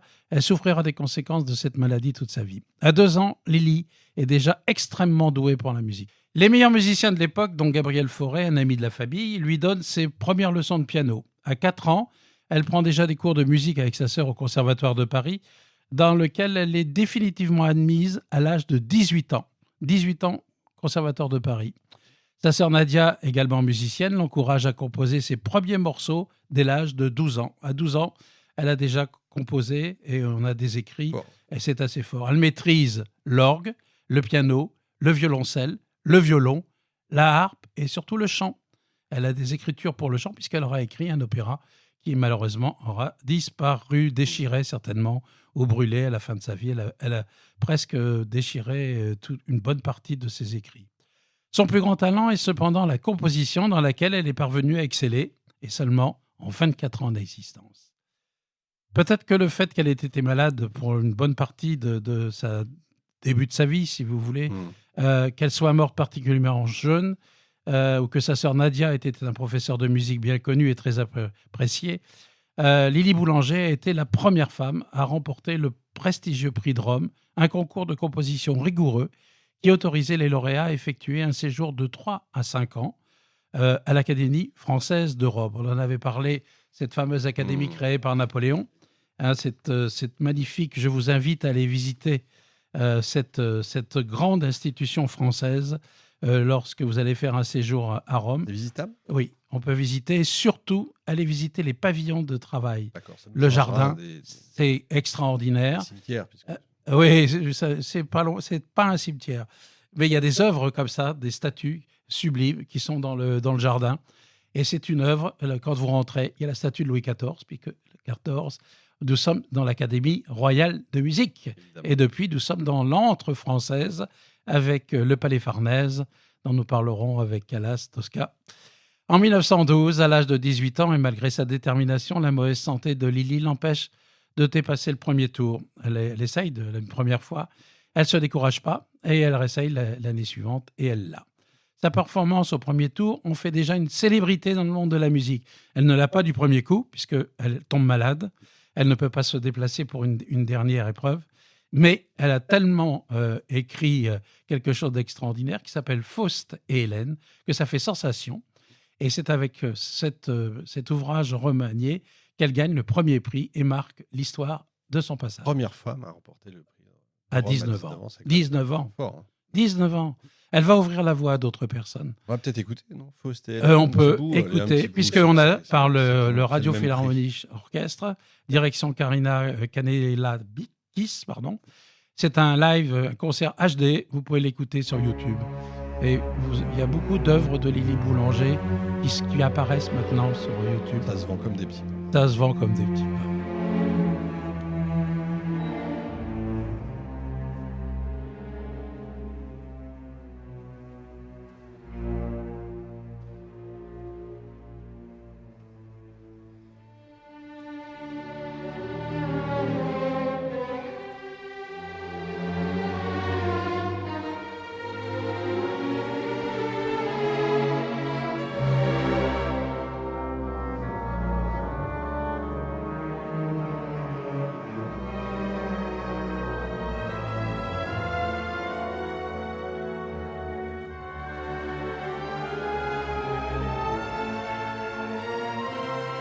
C'est très gai, mais c'est Faust. Ah, c'est Faust, quand on connaît l'histoire, mais c'est vraiment, quand on peut écouter l'œuvre en entier, c'est de toute beauté. Moi, j'avoue que j'ai écouté ça il y a très très longtemps. C'est une des premières choses que j'ai écoutées, parce que ma sœur a connu la sœur de Lily Boulanger, avec d'autres personnes d'autres chanteuses qui ont fait le monde de mon enfance, si je puis dire. C'est bien parce qu'avec vous, je fais de l'histoire, mais en même temps, on la vit en vrai. J'espère. C'est rare, j'ai rarement l'occasion d'avoir. C'est vrai que j'ai eu une enfance assez extraordinaire. J'avoue que j'ai vécu comme Obélisque. Je suis tombé dans la marmite de la musique, et j'ai surtout eu des rencontres assez extraordinaires grâce à ma sœur, mon père qui était musicien aussi, et ma mère, bien sûr, puisque à quelques heures près, j'ai failli naître sur une scène. Donc du sang, c'est pas de l'eau. Et quand je réécoute certaines œuvres que j'ai écoutées quand j'étais gamin, et voir mon père les diriger, puisqu'il était chef d'orchestre amateur, ça me fait tout drôle. Vous aussi, il n'y a pas de hasard. Hein, non, je pense que là, il n'y a pas de... Je n'ai pas chanté, puisque j'aurais fait tomber les lustres ou pleuvoir, mais c'est ma sœur qui a tout pris. Mais c'est vrai que quand on écoute cet ouvrage, ce que j'aime bien de Lily Boulanger, c'est qu'elle était d'une discrétion assez extraordinaire. Sa sœur était beaucoup plus masculine, on va le voir dans sa vie, mais dès qu'elle a gagné, elle partage son prix avec tout son environnement, avec son orchestrateur, et qui était Claude de Valcourt, qui a été un personnage qui a été aussi une étoile. L'œuvre est jouée au Théâtre du Châtelet pour les concerts colonnes. Ça, c'est important, parce que les concerts colonnes ont fait connaître justement ces grands prix beaucoup plus tard.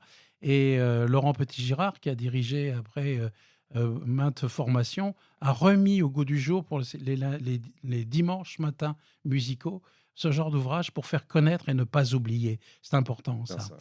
Malheureusement, son séjour à la Villa Médicis à Rome sera interrompu par la guerre, alors que Lily Boulanger est une des premières femmes aussi qui a été reçue par le président Raymond Poincaré à l'Élysée pour justement recevoir certaines décorations et honorer, puisqu'elle a honoré la France en tant que femme compositrice et musicienne. Cette première guerre mondiale empire, bien sûr, la santé de Lily tombe, mais au lieu de vraiment, comme beaucoup de ses pairs, ses amis du conservatoire sont dans les tranchées, Lily se sent coincée chez elle. Et qu'est-ce qu'elle fait ? Eh bien, elle décide d'écrire, de continuer d'écrire, et elle fonde avec sa sœur le comité franco-américain du Conservatoire national. Le besoin de travail, Lily et sa sœur commencent donc à rentrer en contact avec plein de musiciens, plein d'amis de conservatoire qui sont partis à la guerre, avec leur famille, les amis qui sont restés. Et c'est là qu'elle redit qu'avec sa meilleure amie, elle a une phrase merveilleuse. Cette amie s'appelle Mickey Piret. Elle a été jusqu'au bout, sa meilleure amie. Elle restera bien sûr avec sa sœur Boulanger. Mais je reprends espoir et ressens à nouveau le devoir et le besoin de travailler pour justement venir au secours de tous ces musiciens qui sont restés coincés dans les tranchées, qui, pour beaucoup, ils laisseront la vie. Même Debussy ne pourra pas partir parce qu'il est malade, mais il écrira. Et c'est à ce moment-là qu'il s'appellera Claude de France contre la guerre, etc. Au début, la communication consistait à envoyer des lettres entre quelques amis proches. Les sœurs Boulanger ont cependant élargi leur action en incluant davantage de musiciens jusqu'à finalement créer et éditer une gazette de lettres et de nouvelles de musiciens en guerre, la Gazette des classes du Conservatoire. Elle est consultable, elle existe encore. Cette gazette comportera 11 numéros entre 1915 et 1918 et donne un aperçu des travaux de musiciens pendant cette Première Guerre mondiale. Dans la maison, dit-elle, tout le monde faisait de la musique. La musique était au point de départ, au centre de notre existence, racontera Nadia Boulanger, la sœur de Lily. Elle se promène à travers la musique, dira Nadia. C'était, si vous voulez, l'ossature de toute cette famille. Et cette ossature s'est prolongée pour tous ces musiciens qui étaient dans la guerre, dans les tranchées. Elle meurt en 1918, quelques jours avant Debussy, à l'âge de 24 ans. 24 ans alors qu'elle était vraiment promue à une carrière mais extraordinaire. Il y avait un appel du pied de partout dans le monde pour qu'on joue ses pièces, etc. Une bonne cinquantaine d'œuvres diverses, presque toutes vocales, inspirées par la nature et la spiritualité, composées entre 1913 et 1918. Comme je le disais, et ça c'est important, vous allez comprendre un peu plus tard pourquoi, elle a malheureusement détruit, je le disais, un certain nombre de compositions, dont ce d'opéra, La Princesse Malène. Ça rejoint tout à l'heure notre époque avec Germaine Taillefer, car cette Princesse Malène, inspirée de la pièce Emmeline de Maurice Maeterlinck, non seulement c'est un mystère, puisqu'elle en a parlé à beaucoup de gens, et qu'il y a eu quelques auditions qui se sont fait rue Balu, l'appartement que la famille gardera. Il faut préciser que dans cet appartement, il y avait 2 pianos, un orgue, donc sympa pour les voisins. Pour les voisins. Et cet appartement a plus plein de photos et tout. Ma sœur m'a raconté comment était cet appartement, avec des photos bien sûr de Lily Boulanger partout et des œuvres. Et les plus grands sont venus, on va voir. La Princesse Malène, c'est quoi ? Ça a un rapport encore avec Debussy. Donc, tout le monde a voulu faire la Princesse Malène, c'est-à-dire cette histoire de Maeterlinck, qu'il a refusé d'ailleurs à Debussy. À la fin, il a dit qu'il n'en avait plus rien à foutre, parce qu'en fin de compte, Debussy, elle n'a pas voulu prendre celle qui était maîtresse et qui deviendra la femme de Maeterlinck, Debussy, pour Péléas et Mélisande, puisque c'est l'œuvre exacte. Donc, 3 personnes travaillaient dessus. Satie, en premier, travaillait sur cet ouvrage, Lily Boulanger et bien sûr Debussy. Le seul qui restera, c'est Debussy. Très amusant. L'histoire se complète. C'est un corollaire, diront les plus passionnés, mais c'est la stricte vérité. Je rajoute que la Gazette des classes de composition, on peut la voir sur Internet, sur BNF Gallica, en intégralité de 1915 à 1918. Et ça raconte beaucoup de choses. C'est consultable, c'est très, très intéressant. Et là, vous faites une plongée historique, parce que c'est la vérité de ce qui se passe dans les familles. Pour écouter de nouveau Lily Boulanger, c'est une musique qui correspond justement à ces correspondances, qui s'appelle Clairière dans le ciel. C'est de 1914. Je vous invite à écouter ce premier morceau. Elle était descendue au bas de la prairie. C'est très court, c'est formidable.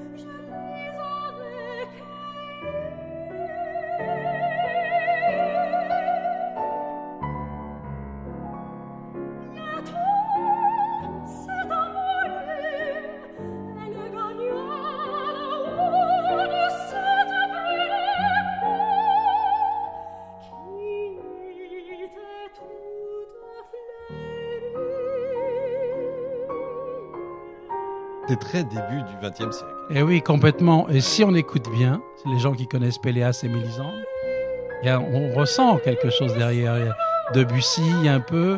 Et voilà, quand je parlais que dans mon enfance, j'ai écouté ma sœur chanter ce morceau et je peux vous dire que c'est extraordinaire, soprano colorato. C'est cette voix légère et la musique de la nature. On peut illustrer ça avec des très très belles photos et images et tout. Voilà Lily Boulanger. À sa sœur. Et nous allons parler au monstre qu'est Nadia Boulanger. Vous allez comprendre pourquoi j'ai le mot monstre. Elle, c'est Juliette Nadia Boulanger. Elle est née le 16 septembre 1887 à Paris. Et elle est morte le 22 octobre 1979. Ouais, et c'est une pédagogue, pianiste, organiste, chef de chœur, chef d'orchestre et compositrice française. Elle est la sœur aînée, bien sûr, de Lily. Et ça me fait plaisir que vous l'avez écrit CHE2FE. Oui, chef, oui, parce que j'écris soit chef d'orchestre, puisque maintenant il faut faire, sauf que Nadia Boulanger écrivait Nadia, chef d'orchestre, comme si c'était un homme. Elle le disait elle-même, oubliez que je suis une femme et parlons musique. Voilà. Aujourd'hui, malheureusement, dans l'écriture, il faut donc mettre tout au féminin, commandante, chef, voilà. Non, vous n'êtes pas d'accord, mais on pourra en discuter. C'est quand même moins désagréable que l'émission que vous avez eu le plaisir de faire sur les modifications aujourd'hui des ouvrages. Je trouve que là, la discussion est beaucoup plus Je dis toujours, pardon, mesdames, messieurs, de faire une digression, mais je dis toujours, expliquez-moi dans ces cas-là la phrase « le cuisinier astique la cuisinière ». Et on en reparle. Eh oui, voilà. Et donc, Nadia Boulanger, pédagogue, je vous l'ai dit, du siècle dernier, mademoiselle pour ses élèves, a formé de 1904 à sa mort en 1979 des générations de compositeurs, interprètes devenus des célébrités. Je vais vous en donner que quelques-unes. Pourquoi le mot monstre va se comprendre. John Elliott Gardiner. Aujourd'hui, ce monsieur est l'un des chefs d'orchestre les plus connus. Fête ses 80 ans, c'est un monstre. Aaron Copland, toujours américain, qui a fait des musiques. Et d'ailleurs, Nadia Boulanger a eu une de ses œuvres décernées pour elle. Il lui a donné cette œuvre. Et elle a dirigé Copland, qui était venu travailler chez elle à Paris. Vous vous rendez compte que c'était la Mecque chez elle, rue Balu, où les plus grands venaient. Elliott Carter, Igor Markievitch, un grand, pour les anciens connaîtront, Daniel Barenboim, on va le nommer piano et direction. Attention, piano, direction. Quelqu'un aujourd'hui dont on entend beaucoup la musique, mais qui doit beaucoup à Satie, dans le mot répétitif comme John Adams. Phil Glass, c'est voilà. Astor Piazzolla, on aime ou on n'aime pas Phil Glass, mais c'est quelque chose. Les ballets qu'il a fait, musique. Bon, moi, je ne veux pas dire que c'est toujours ma tasse de thé. Je préfère celui qui a fait Nixon in China. John Adams préfère un peu cette musique, mais qui est à peu près du même style. Astor Piazzolla, Yehudi Menuhin, Quincy Jones, parce qu'elle a beaucoup travaillé, Lola Schifrin, ou même Lalo Schifrin et même Michel Legrand. Et je peux vous dire qu'un jour, j'ai discuté avec Michel Legrand lors du festival de jazz à Paris, et qui avait lieu l'année où j'ai travaillé par 3 fois, je crois. La mémoire est bonne, c'était au théâtre de l'Odéon. Et une année, Michel Legrand est venu faire un concert et elle était accompagnée d'une pianiste que j'ai très très bien connue à l'opéra, dont il s'est séparé pour finir avec Masha Merrill. Et je peux vous dire qu'on a parlé de Nadia Boulanger tout à fait comme ça par hasard en grignotant avant le concert. Et pour lui, c'était un souvenir extraordinaire de cette femme qui était un monstre pour lui et à qui il disait « je dois beaucoup ». Voilà. Ils seront environ 1200, originaires de 35 pays, à avoir suivi ses enseignements. C'est énorme, c'est énorme. Au Conservatoire de Paris, à l'École normale Alfred Cortot, au Conservatoire américain de Fontainebleau. Elle a créé des choses. À l'École normale, c'est énorme. Elle est directrice jusqu'en 1948, jusqu'à sa mort. Dès la première session, elle établit sa réputation de remarquable professeur, tant elle semble tout connaître de l'harmonie, de la tonalité occidentale, mais aussi lors des fameux cours collectifs du mercredi à son domicile, au 36 rue Balue, dans le 9e arrondissement de Paris. Je vous en parlais tout à l'heure. Il pouvait y avoir dans ce petit appartement, dont j'ai eu la description par ma famille, jusqu'à 50 personnes. C'était énorme, racontera le futur chef d'orchestre Igor Markevitch, dans un appartement archibondé de photos, de souvenirs, de partitions, de meubles, d'orgues et de plusieurs pianos. Il y en avait 2 immenses, 2 entiers, c'est-à-dire c'est des C6 comme mon oncle, le C3 est un demi-queue, C6 c'est un entier, et je crois qu'elle avait le plus grand, le piano de concert. Tous sont captivés par son talent, ses connaissances et sa philosophie. Et elle disait « Je suis votre degré de tension le plus élevé, écoutez-le en vous-même ». Je trouve ça, cette phrase, je l'ai découvert beaucoup plus tard, sinon je me laisserais peut-être afficher un peu façon Molière. Nadia Boulanger est vraiment quelqu'un qui aimait les autres. Ses notes seront en fin de compte ses premiers mots. À 8 ans, elle déchiffre déjà toutes les clés. Elle transpose, c'est énorme, parce que déjà transposer, c'est pas évident, je peux vous le dire. Elle maîtrise les bases de l'harmonie, comme si c'était inné. Et elle rentre au conservatoire, elle a 9 ans. 9 ans au conservatoire. Elle étudie avec Vierne, Ravel et Fauré. À 17 ans, ses prix de solfège, d'harmonie, d'orgue, d'accompagnement, de contrepoint et de fugue en poche. Sa vie de musicienne est déjà bien remplie. Depuis la mort de son père, elle enseigne l'orgue, l'harmonie et la composition. Elle écrit des critiques de concerts pour différentes publications afin de subvenir aux besoins de la famille, parce qu'elles n'ont pas toujours eu une vie financière extrêmement élevée, même jusqu'à la fin de sa vie, pour dire la vérité. Nadia Boulanger n'a jamais cherché à gagner de l'argent. Elle en a gagné, elle a vécu jusqu'au bout, elle ne s'est jamais arrêtée, mais disons que son but à elle était de former, de donner, puisque n'importe qui pouvait venir prendre des cours. Il fallait pas, mais il fallait être de qualité et être attentif aux cours. Ça, c'est quelque chose qu'elle disait dès la première fois où vous franchissiez le pas de l'appartement. C'était pas dire comme aujourd'hui dans les masterclass, on sort d'abord le chéquier. Mais là, c'était vraiment, vous venez avec quoi? Vous venez avec quelque chose? Oui, l'envie, oui, alors entrez. Ça, c'est très, très important. Le prix de Rome est ouvert aux compositrices depuis que sa sœur. Elle tente sa chance. À la 3e tentative, portera ses fruits. Elle sera donc la première lauréate du 2e Grand Prix en 1908. Elle n'aura pas eu le Grand Prix, elle aura eu le second, mais elle suit les traces. Mais c'est dément. Je disais à notre ami Philippe, qui est notre ingénieur du son derrière, je disais que quand vous étiez absent pendant 2-3 secondes, eh bien, que vraiment c'était une époque complètement démente et que s'il y avait une machine à remonter le temps, j'aimerais bien, comme j'ai dit tout à l'heure, Satie, mais rentrer dans l'antre de Nadia Boulanger. Ça devait être extraordinaire. Quand elle avait tous ces gens, Bernstein ou autres, en composition, Barenboim, qui a toujours été intarissable sur Nadia Boulanger. Et elle disait « Ma musique n'était pas assez mauvaise pour être drôle, ni assez bonne pour être belle. Elle était bien faite, c'est son rôle et son principal défaut. » Je trouve, oui. Dès lors, sa mission sera de faire rayonner l'œuvre de sa sœur disparue. C'est-à-dire qu'en gros, si je comprends bien, en fait, elle a le sentiment qu'elle n'était pas douée, mais que sa sœur l'était. En fait, et elle s'efface pour toujours laisser sa sœur devant elle, magnifique, même disparue. Nadia est aussi interprète, organiste réputée. Alors là, elle a joué sur les plus grandes orgues de France, d'Europe et de l'étranger. Et elle, à un moment donné, elle est avec le compositeur et pianiste Raoul Pugnot, partagent la scène et un peu la vie ensemble. Ce côté de cahier intime rendu public 30 ans après sa mort révéleront l'amour qui liait les deux artistes, interrompu brutalement par la mort du pianiste. Ça encore, un coup dur pour elle. Elle était heureuse en tant que compositrice, femme, etc., avec cet homme, et d'un seul coup, encore marquée par le destin. Notamment en dirigeant les œuvres de Nadia, elle débute en 1912 comme chef d'orchestre. Elle n'a jamais pris de cours de direction, raconte G. Gottlieb, pianiste et un de ses élèves, très très connu aux États-Unis, mais elle savait parfaitement ce qu'elle voulait. Je vous l'ai dit tout à l'heure, oubliez que je suis une femme et parlons musique. En 1924, lors d'un séjour à New York, elle interprète des œuvres pour orgue solo de sa sœur Lily, et elle crée une nouvelle symphonie d'Aaron Copland, je l'ai dit tout à l'heure, qui fut donc son élève, pour orgue et orchestre, qui lui est dédicacée. Écoutez cette œuvre, c'est immense, c'est grand. Moi, j'adore Aaron Copland. Je m'en suis servi pour un spectacle et c'est grandiose, Aaron Copland.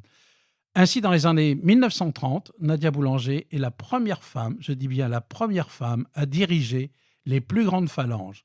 Orchestre Philharmonique de Londres, Orchestre Symphonique de Boston, Orchestre Philadelphique ou l'Orchestre Philharmonique de New York au Carnegie Hall. Vraiment, elle est partout. Nadia Boulanger a accepté les élèves de tous les milieux, je l'ai dit, et ça, je le répéterai souvent, parce que quand on dit que de temps en temps, et ça m'énerve, la musique c'est élitiste, etc., ça m'énerve, je dis que non. Elle avait pour chaque élève une approche différente. Ça, c'est témoin de ce que ma sœur m'a raconté. Et c'est assez extraordinaire dans la façon dont elle pouvait prendre ses élèves même à part, après 1 heure. Ce n'était pas 1 heure calculée, montre en main. Ça durait toute une soirée, un cours. Et chacun reprenait. Il y avait une ambiance assez extraordinaire. Et cette ambiance, je sais que Barenboim, on en a discuté, et Bernstein, quand j'ai eu la chance de l'approcher pendant un certain temps, pendant les enregistrements avec ma sœur, racontait, il était toujours des étoiles dans les yeux. Je veux dire par là que c'était vraiment quelqu'un qu'on peut aujourd'hui dire que ça a été quelqu'un d'influent dans cette musique. Et Cocorico, c'était une Française. En 1956, elle organise même la musique pour le mariage du prince régnier de Monaco et l'actrice américaine Grace Kelly. Elle est un peu partout. Elle s'amuse. Elle citait les exemples de Rameau, qui a écrit son premier opéra à 50 ans. Albert Roussel, qui a commencé son apprentissage de la musique à 25 ans, à contre-courant de l'idée selon laquelle les grands artistes doivent être toujours des enfants surdoués. Elle n'aimait pas tellement ces phrases. Elle devrait pourtant aimer cette phrase d'enfant surdoué, puisque Lily l'était. Voilà. Et ce côté de l'appeler mademoiselle, c'est ainsi qu'elle se faisait appeler. Et voilà un peu l'histoire. Et j'aime bien cette phrase. Ce qu'il y a de plus fascinant dans le privilège très grand d'enseigner, c'est qu'on arrive peut-être à forcer ou à amener celui qu'on enseigne à regarder réellement ce qu'il pense, à dire réellement ce qu'il veut et à entendre ce qu'il entend. Je trouve ça extraordinaire. Elle avait des phrases d'une simplicité et qui résumaient sa vie. J'avoue que je suis passionné en disant, parce que c'est quelque chose qui me touche beaucoup. Ça me touche de près. Ça me touche un peu de près, oui, bien sûr. Et Nadia Boulanger, malheureusement, je ne l'ai vraiment jamais rencontrée et je le regrette vraiment fortement. Elle décède à Paris le 22 octobre en 79 à l'âge de 92 ans. Je ne vous ferai pas plaisir, mon cher Richard, de dire que Lily et Nadia sont réunies au cimetière Montmartre, tous les deux, pour ma tournée des voilà. Et elle sera décorée des plus grandes distinctions musicales, honorifiques. Elle sera décorée de l'ordre de la Couronne, très rare. C'est belge, mais ça existe. L'ordre de Saint-Charles à Monaco, c'est une des rares et seules femmes qui a été décorée de ça. Et pour illustrer Nadia Boulanger, je vous invite, grâce à l'aide de notre ami Philippe, que je salue pour sa patience, on va écouter une fantaisie pour piano et orchestre quelques instants. Nadia Boulanger.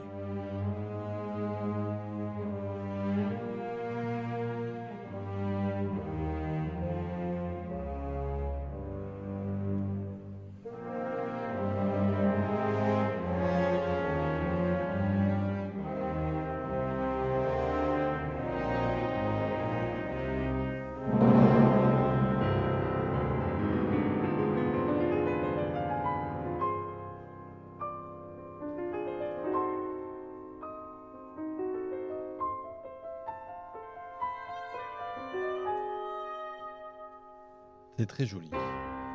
Oui, on pourrait parler... On a fini par deux monstres, en fin de compte, parce que cette chronique sur les femmes compositrices, musiciennes, elle est très étendue. On peut y rajouter maintenant d'autres femmes, Elsa Baren, plein Kaya Saerairo. On le fera un jour. On le fera. Vraiment, on va faire un spécial pour Mahler.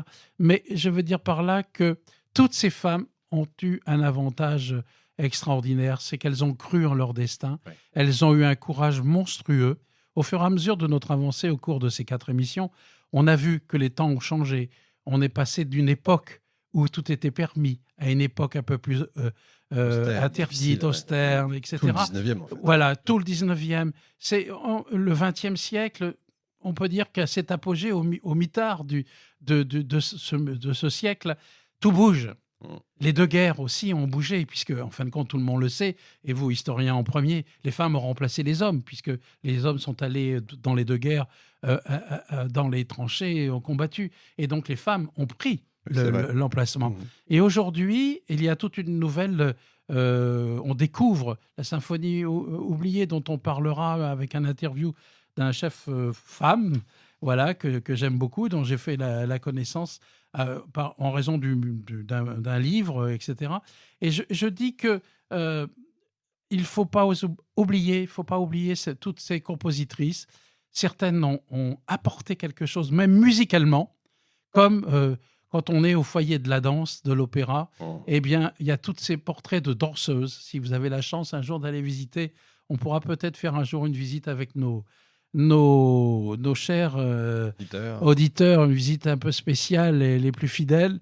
Eh bien, tous ces portraits de danseuses, elles ont été très importantes dans le monde de la danse. Certaines ont inventé les tutus, courts, longs, les pointes, etc. Ces femmes ont inventé un style de composition, un style de leader, et un style de composition pour les ballets. Leader, L-I-E. L-I-E-R-E et les chants, oui. Mais ça veut dire un chant.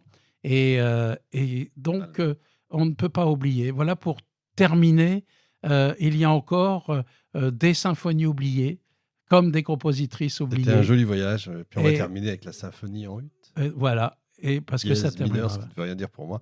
Opus 10. La symphonie de Somfy, qui est une compositrice qui a trace à la bibliothèque de l'Opéra de Paris et qu'on vient de retrouver il y a très très peu grâce au travail énorme d'un chef d'orchestre femme qui a découvert cela. Son mari était compositeur aussi et la guerre a tout arrêté, toutes ses œuvres, opéra, et il ne reste que cette symphonie de ne pas oublier. Charlotte Sohi.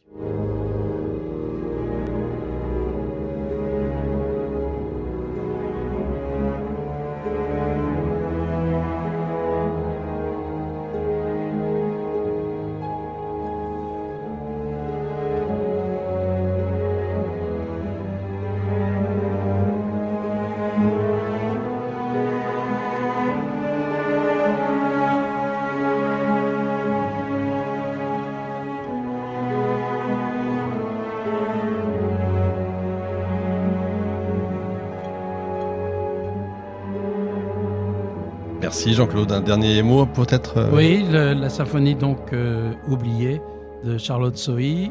C'est un livre que je vous invite à découvrir. Ce livre est écrit de Deborah Waldman avec Pauline Sommelet, qui est une journaliste, qui travaille, je crois, Radio France et France Musique.